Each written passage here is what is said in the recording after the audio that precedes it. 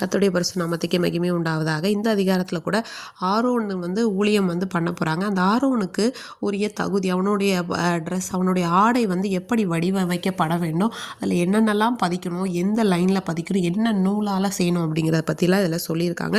அதுக்குரிய அர்த்தத்தை எனக்கு தெரிஞ்ச மாதிரி நான் உங்கள் கூட பகிர்ந்துக்க போகிறேன். இன்றைக்கி கூட என்ன பண்ணுறாங்கன்னா, இப்போ இயேசுப்பா மோசேக்கிட்ட சொல்கிறாங்க, உன்னோட சகோதரன் ஆகிய ஆரோன் எனக்கு ஊழியம் செய்யும்படிக்கு நீ என்ன பண்ணுனா, அவங்க கூட அவனோட குமாரராகிய அவங்களோட பேரெல்லாம் சொல்கிறாங்க, அவங்களெல்லாம் பிரித்து உங்ககிட்ட சேர்த்துக்கொள்ள. அதே மாதிரி உன்னோட சகோதரனாகிய ஆரோனுக்கு அந்த மகிமையும் அலங்காரமாக இருக்கும் பொருட்டு பரிசுத்த வஸ்திரங்களை உண்டு பண்ணணும்னு சொல்கிறாங்க. அதாவது விசேஷித்தமான ஒரு ஆடையை உண்டாக்கணும். அந்த ஆடையை நான் செய்கிறதுக்கு விவேகமான ஆவியினால் நான் என்ன பண்ணுவேன்னா நிரப்பியிருப்பேன் சில பேரை அவங்கக்கிட்ட எல்லாமே நீ எப்படி செய்ய சொல்லணும் அப்படிங்கிற கட்டளையை இதெல்லாம் சொல்கிறாரு.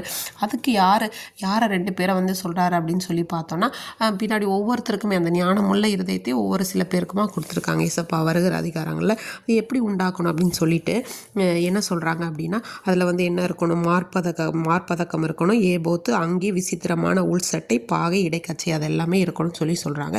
அதை என்ன நூலுனால உண்டாக்கணும்னா, பொண்ணு, இளநில நூல், ரத்தாம்பர நூல், சிவப்பு நூல், மெல்லிய பஞ்சு நூல், இதெல்லாம் வச்சு தான் செய்யணும்னு சொல்கிறாங்க. அதாவது இந்த விசேஷித்தமான ஒரு ஆடை அப்படிங்கிறது எப்படின்னா, தேவனுக்குன்னு சொல்லி பரிசுத்தம் பண்ணப்படுறோம்.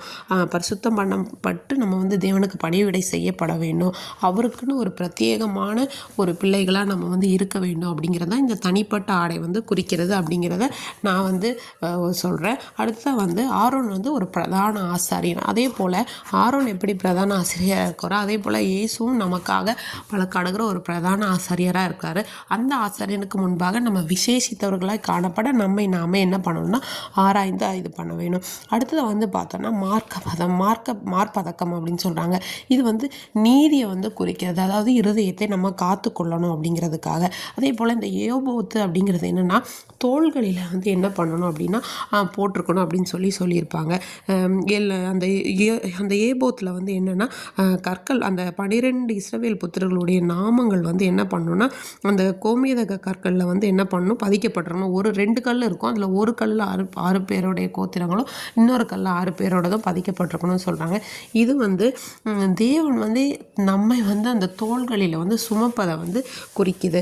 அடுத்ததாக பார்த்தோன்னா, இந்த 12 கற்கள் என்னென்னா, இந்த புதிய எருசலேமில் அஸ்திபாரம் போடப்பட்டிருக்கிறத குறிக்குது.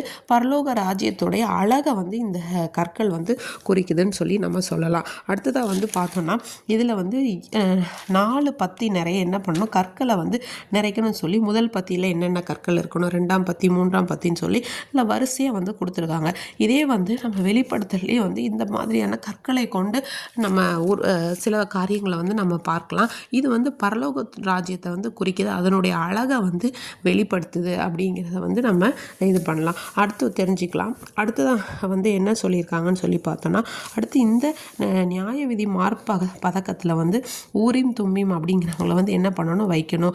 எப்போவுமே இந்த ஆரோன் பரிசுத்த ஸ்தலத்தில் இருக்கும்போது அதை ஞாபகக்குறியாக வச்சுருக்கணும்னு சொன்னாங்க. இந்த ஊரிம் தும்மிம் அப்படிங்கிறது என்ன அப்படின்னு சொல்லி இதுவரைக்குமே வேத வல்லுநர்களுக்கு தெரியல. சில பேர் எப்படி சொல்கிறாங்கன்னா, ஒருவேளை இந்த ஊரிம் தும்மிம் அப்படிங்கிறது ஆரோன் அங்கே அந்த மார்பதக்கத்தில் வச்சுருக்கும் போது ஒருவேளை கர்த்தருடைய சித்தத்தை அறியக்கூடியதுக்கான ஏதாவது ஒரு கருவியாவோ ஏதாவது ஒரு குறிப்பாவோ இருக்கலாமோ அப்படின்னு சொல்கிறாங்க. ஆனால் அதை பற்றி என்னன்னு சொல்லி தெரியல.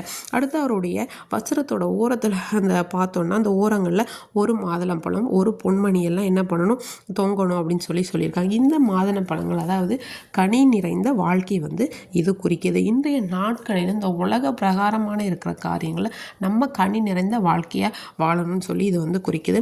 அடுத்ததாக பசும் பொன் அதில் ஒரு பட்டத்தை ஒன்று பண்ணி அதுக்கு கர்த்தருக்கு பரிசுத்தம் அப்படின்னு சொல்லியிருக்காங்க. கர்த்தருக்கு பரிசுத்தம் அப்படின்னு சொல்லும்போது அவருக்கு பிரியமான பிள்ளைகளை நம்ம என்ன பண்ணணும்னா வாழணும் அப்படிங்கிறத இது குறிக்குது. அடுத்தது தேவனுடைய ஆலயத்துக்குள்ளே பிரவேசிக்கும் போது நிர்வாணங்களை எல்லாம் மூடி இருக்கணும் அப்படின்னு சொல்கிறாங்க. இன்றைக்கி கூட நம்ம வாழ்க்கையில் இருக்கிற எல்லா பாவ நிர்வாணங்களையும் கலைந்து போட்டு தேவனுக்கு முன்பாக பரிசுத்த வாழ்க்கை, கனி நிறைந்த வாழ்க்கை வாழும்போது பரலோக ராஜ்யத்தை நாம் சுதந்திரிக்க முடியும். ஆமென்.